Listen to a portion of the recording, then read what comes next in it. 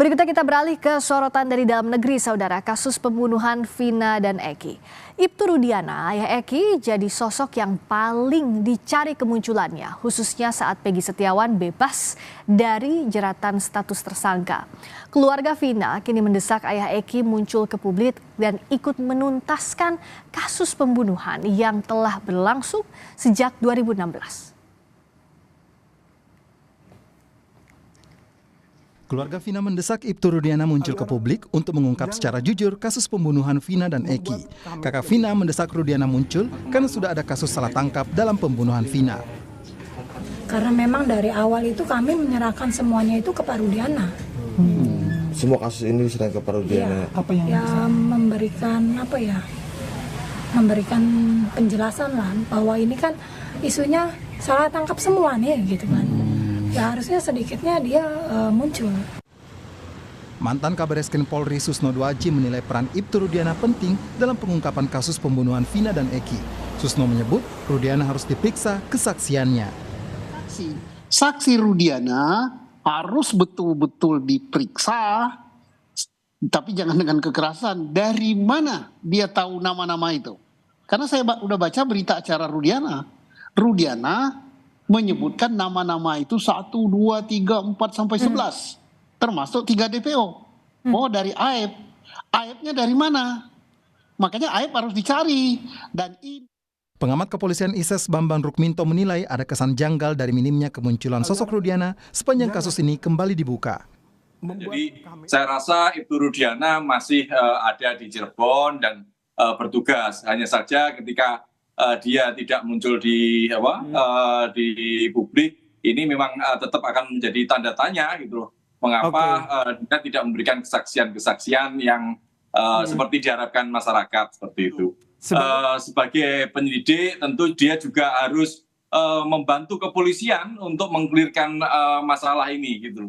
Makanya dalam waktu dekat seharusnya kepolisian juga harus meminta keterangan Ibtu Rudiana dan kemudian kepolisian juga menyampaikan ke masyarakat terkait dengan keberadaan Ibtu Rudiana ini. Seperti Anda sendiri? Saat kasus pembunuhan Vina dan Eki 2016 silam, Ibtu Rudiana yang saat itu bukan bagian dari Reskrim Polres Cirebon ikut terlibat menangani. Keterlibatan Rudiana terungkap dari putusan pengadilan. Tim Liputan, Kompas TV. Kuasa hukum Peggy Setiawan Tony RM mendesak penyidik agar kembali memeriksa ayah Eki Ibtu Rudiana untuk menuntaskan kasus pembunuhan Vina dan Eki. Menurut Tony, Rudiana adalah saksi kunci dalam kasus ini. Ibtu Rudiana itu saksi kunci ya. Jadi Ibtu Rudiana ini ya Bu, yang pada saat diamankan pelaku itu kan oleh Rudiana ya, itu tertuang di dalam baik di dalam BAP maupun di dalam 3 putusan pengadilan atas nama 8 terpidana. Mengakui dalam kesaksiannya itu ialah yang mengamankan, ialah yang mengintegrasi. Maka di posisi Pak Rudiana sebagai terlapor yang dilaporkan oleh terpidana, maka penyidik Bareskrim Polri yang menerima. Apa urgensi kemunculan Ibtu Rudiana dalam pengungkapan kasus pembunuhan Vina dan Eki 2016 silam? Terlebih sudah ada korban salah tangkap Peggy Setiawan dalam kasus ini. Kami bahas bersama Komjen Purnawirawan Ugro Seno, Wakapolri periode 2013-2014. Selamat malam Pak Ugro, apa kabar?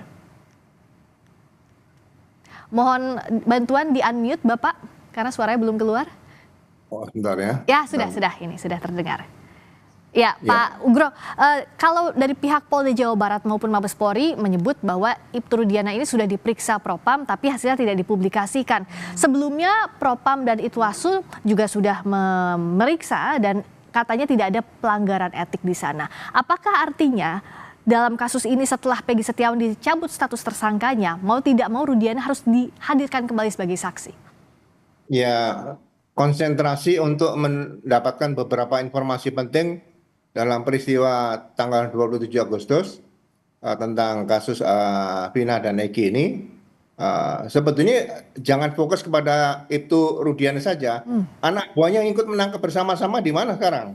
Ya, Kasat Serse waktu itu di mana sekarang? Ini harus dipanggil semua. Makanya saya bilang ada tim gabungan pencari fakta supaya bisa terbuka semuanya.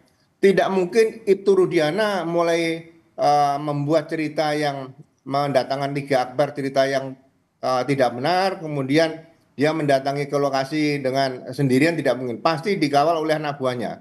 Jadi sekali lagi, anak buah Rudiana pun harus diamankan sejak sekarang untuk dapat diambil keterangan dengan sejelas-jelasnya.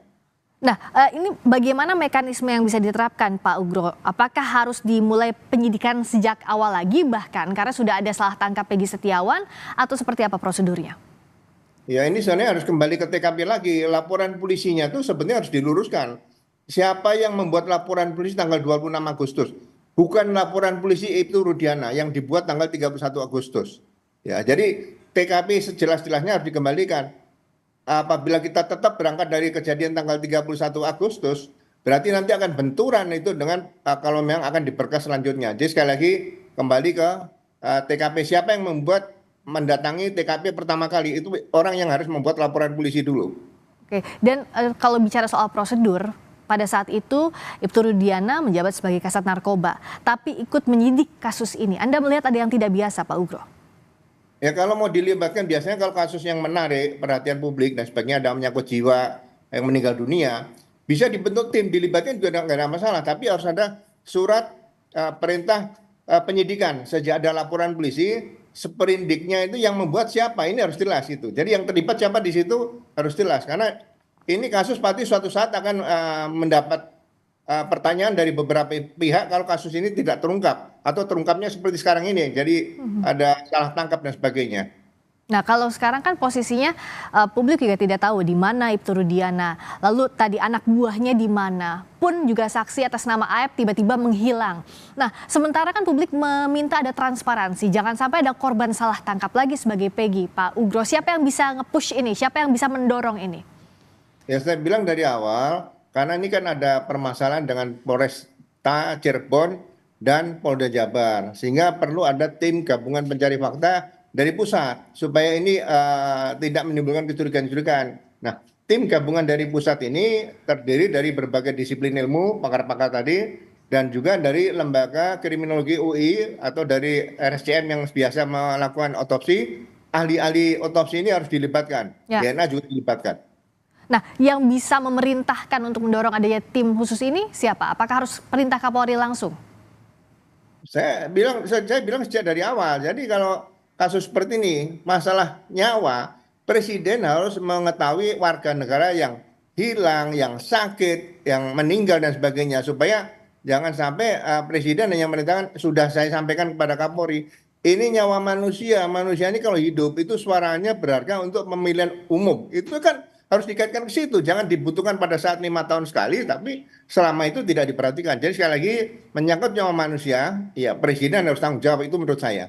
Dan Kompolnas akan memeriksa Ibtu Rudiana. Kalau Kompolnas nanti sudah memeriksa, urutan berikutnya seperti apa? Karena kan sepertinya kalau kita lihat dalam proses yang berlangsung saat ini, Pak Ugro Seno, penyidik melakukan penyidikan kasus ini. Tapi Kompolnas ini hanya bisa memantau. Nah, tapi kalau sudah ada kasus salah tangkap, juga ada pertanyaan publik soal saksi, termasuk Ibtu Rudiana, ada sesuatu yang harus disidik lebih lanjut lagi. Seperti apa Kompolnas bisa mendorong agar ada penyelidikan, bahkan penyidikan sejak awal?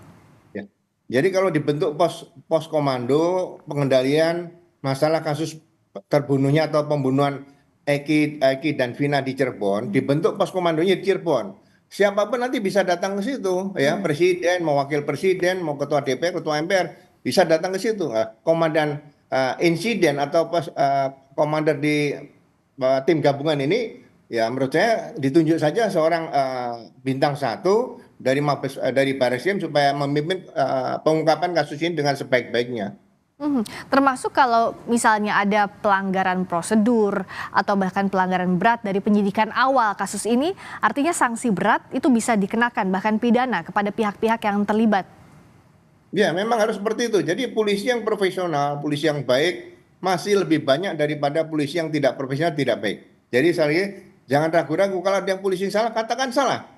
Karena yang baik sekali lagi 99% polisi baik itu masa mau dikalahkan dengan 1% polisi yang tidak baik. Jadi sekali lagi jangan ragu-ragu mengungkap kasus ini kemudian merasa bahwa ini akan merusak citra Polri. Enggak ada lah.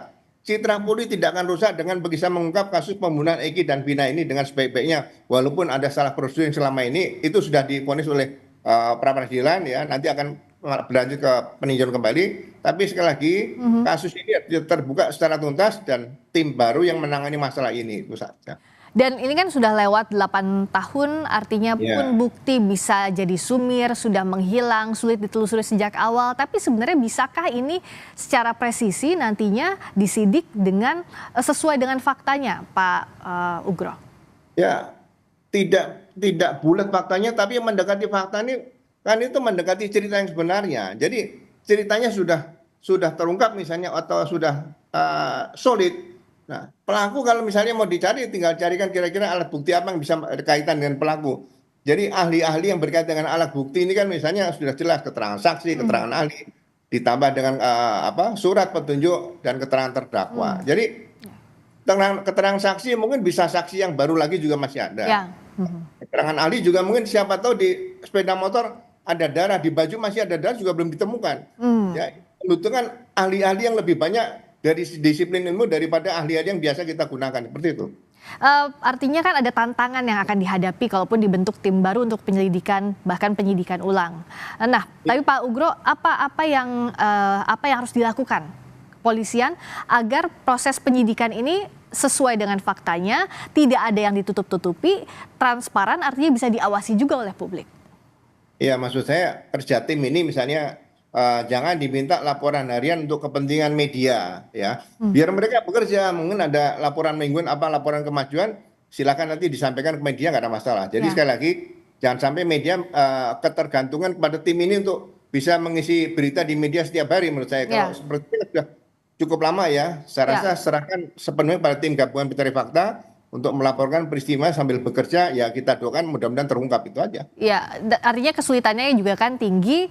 Kalaupun ini dibentuk timnya, publik bisa menyerahkan itu ya Pak Ugro, dan yang mengawasi adalah Kompolnas berarti posisinya. Kompolnas ada, di situ ada Irwasum, kemudian mungkin dari Presiden juga ada KSP Pak Muldoko misalnya bisa turun dan sebagainya. Gak ada masalah, tapi di posko di situ bisa dijelaskan oleh komandan timnya yang sudah terpilih tadi. Ya, karena tantangan semakin berat, tim khusus ini juga diharapkan segera dibentuk untuk mengungkap terangnya kasus pembunuhan Vina dan Eki yang sudah 8 tahun berlalu. Terima kasih Pak Ugro, Komjen Purnawirawan Ugro Seno, Wakapolri periode 2013-2014. Selamat malam. Malam.